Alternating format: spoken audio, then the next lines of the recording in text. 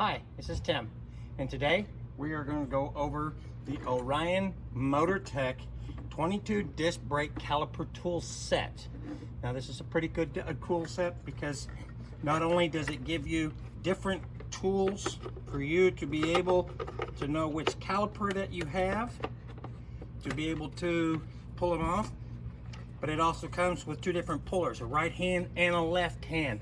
And yes, it does make a difference. It also comes with a pair of gloves and then these hooks. Now these hooks are designed to hook onto somewhere on your body of your car and you can hang the caliper.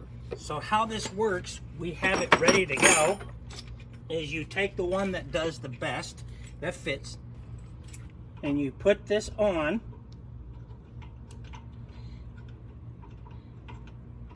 Like so.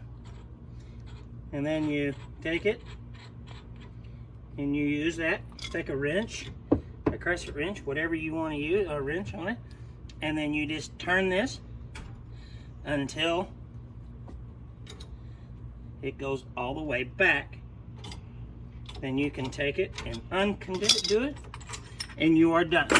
So if you're looking for a way to be able to push your disc calipers back, if they're even stuck or not stuck, this is what I recommend.